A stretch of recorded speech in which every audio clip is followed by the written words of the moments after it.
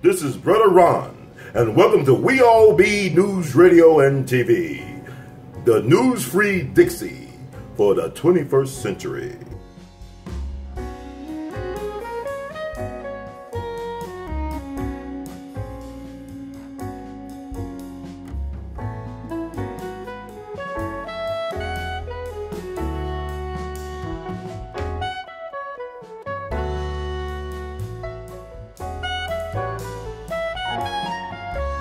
We've had a single gay president in American history. Right. James Buchanan. Yeah, he hated black people. LGBTQ. He's the one that brought about the Civil War, did everything he could to help the Dred Scott case. Mm-hmm. And next time someone tells you white homosexuals are your allies, you tell them that the Civil War and the Dred Scott case was supported by the first openly gay president in American history, James Buchanan. Well, he was the bachelor president. They don't want to call him gay. They call him the bachelor president. He was a punk. Why did his nieces destroy all of his letters with the man from Alabama that he was living with? That's a good question. Well, I mean, you destroyed all his stuff. Well, what did you just mean? That's history, well, right? But they imply Lincoln's gay because a lot of Kevin Republicans, right? It was his story. It's their story. He's gay. What about the show about Lincoln? We know he got the law of Kevin Republicans, the gay part of Abraham Lincoln may have been bisexual, and he was Jewish too. A lot of people don't know that. Abraham Lincoln's wife was a drug addict. Now, but Mary Todd Lincoln, you know her drug dealer's name. Who was selling her dope? You tell us. John Wilkes Booth was a dope dealer. The actor and assassin, he was a dope dealer too? Wow, okay. Yes. He was a real white boy Rick, huh? He was white boy Rick back at the time. He was white boy Rick. Black folks were in the sticks. I like that. This guy, John Wilkes Booth, was an opium dealer. That was a crack and fentanyl of the day. And he was Mary Todd Lincoln's dealer. In fact, he probably shot Lincoln because he hadn't been paid. It's like some Nicole Brown Simpson stuff to me. Like, she got killed because Faye Resnick or some drug issue, not getting paid their drugs. Right. Wow. And we know Faye Resnick was married to the Jewish mafia drug kings of Las Vegas. I didn't know that. Okay. Yeah, Resnick. And the Resnicks run all these places. Martin's Crosswinds. Do you have those down in Memphis? Not to my knowledge. No, sir. They have all these gathering places, but it's the Resnick Corporation run a lot of banquet halls across the country. Wow. They have them in Memphis too. They probably do. And they have them in Florida. Yeah. So drug dealers, they're the ones that got Joe Louis on drugs too. Oh wow, man! Just putting that out there so you'll know. Now, Mary Todd Lincoln died in England, and her body's in England. There's not another first lady out of the dozens of first ladies that have died. There's just a few alive. Let me see. Barbara Bush's ass is dead. Nancy Reagan's ass is dead.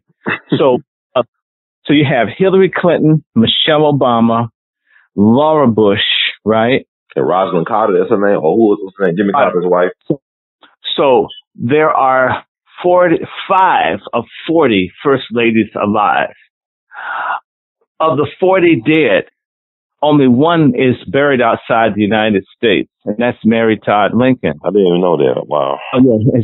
She's buried in England, and she went to England. Remember, England supported the Confederacy, and the Todds were slave owners from Kentucky. And people forget that Mary Todd Lincoln was denied the widow's pension. In fact, just before Lincoln died, they had approved to give pensions to the widows of the president and vice president. And Mary Todd Lincoln never got a red cent from the U.S. government. And there's a reason. See, when a white woman's a whole, white people protect white women. White men protect, black men, Well, she was a hoe, right? That's the black hoe. I'm sorry. Go ahead, sir. Right. So a lot of people felt that Mary Todd Lincoln may have also gotten some stiffy along with drugs from John Wilkes Booth. Right? Wow, I didn't know that. Wow, this is crazy. The stiffy maybe not certain, but the drugs definitely. And some people feel that Mary Todd Lincoln was mad because Abraham Lincoln, I live off of Lincoln Road. Mm-hmm. That's right. I live 1 block from Lincoln Road. And Lincoln Road goes literally almost up. It's named Lincoln Road, and they've changed the names of the street because it leads up to the Soldiers' Home. And there's a building there called I think it's the Lincoln House or the Soldiers' Home, whatever, first old Soldiers' House.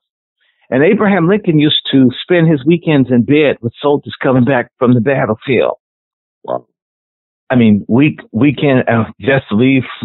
No, come on. That was his YMCA then, huh? That was his village people place. It was more than village people. He was pride before they had a flag. Wow. Okay, now, So Abraham Lincoln, they would bring soldiers in for him to sleep with at this house. It's less than a mile. If you come to D.C., I can take you to the house that he used to sleep with all the men in. Wow.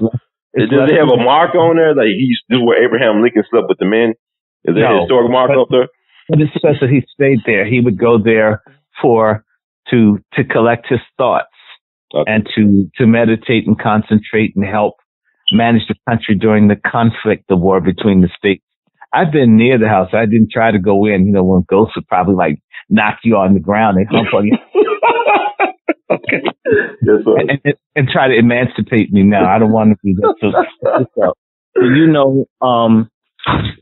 what happened is many people think Mary Todd Lincoln had owed John Wilkes Booth money for the dope and all, and therefore he used that as a way to be able to get to Lincoln to kill him. And a lot of people, because they arrested Mary Todd Lincoln, she was put under arrest right after Lincoln was shot. Oh, man, I didn't know that. They don't talk about this stuff. Yeah, but no, because they protect white women's honor, even if they don't have any. The same way that you mentioned Nicole Simpson, she's an example of a white woman having no honor, no decency, and being protected. Mm-hmm. Hey, I'm listening. Okay, just I didn't want to lose you now. I'm wide awake, man. I'm listening to everything you're saying.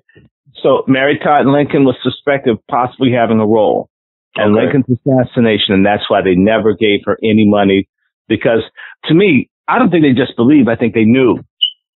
And it's too embarrassing to white womanhood and the gallantry of the South that this woman was a drug freak like Nicole Simpson, and it got the president killed. So is that why, Secretary of War Edward Stanton, this is why they removed certain diary pages out of John Wilkes Booth's diary to cover up that issue? It's also the Catholic Church and other things that you can't show that the Vatican and other people are involved as well. There's a Jewish connection and other things in there. You see, what's his name? Judah P. Benjamin, the vice president of the Confederacy. Right. Mm-hmm. He's a Jewish sissy. Mm. He was married to a black woman, right? He was married to a mulatto. No. Hold on. You're talking about Jefferson Davis. Jefferson Davis's wife was black, and he's bisexual. I know he wore a dress when they caught him. That says he was dressed as a woman. Jefferson Davis is bi. Judah P. Benjamin's gay. And Judah P. Benjamin's connection that they were trying to work was through Benjamin Disraeli, who was also gay and the first Jewish prime minister of England. Tally ho. That's what Judah P. Benjamin also ended up with Mary Todd Lincoln, right? He went to England as well, right? Yeah. Okay. But that's where they went. That's where some of the conspiracies launched from. Where did most of the cotton in America go to?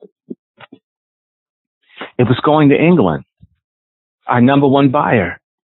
And In fact, the English would have been happy. Let the South and the North get split. They would get America's biggest export, the engine of the American economy.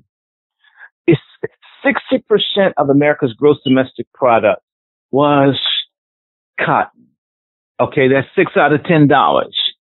And then a whole lot of other things, rice and other such things that were coming from the South. The South was a breadbasket, and it was the engine of the country. What many people don't know: which jurisdiction or state had the highest number of millionaires in America after New York City? What was it? That's good. I mean, it's down south, right? Natchez, Mississippi, or something like that. I asked you a straight question. Just answer it. If you don't know, you don't know. Mississippi. Mississippi came second in the per capita millionaires in America in 1860. Mm-hmm. Only second to New York. Mm-hmm. Next time a little devil tells you that the slavery wasn't making money and they're going to let the black folks go, that's a damn lie. Mm-hmm. The insurance industry, slave insurance, what we could call nigger wear, the clothes made for blacks. There's a thing called nigger shoes, nigger hose, nigger tools, things that were made that blacks couldn't break in the North, specialty. So the whole economy of this country is wrapped up in holding black people down, and it still is. And the only people who don't realize that we're worth anything is us.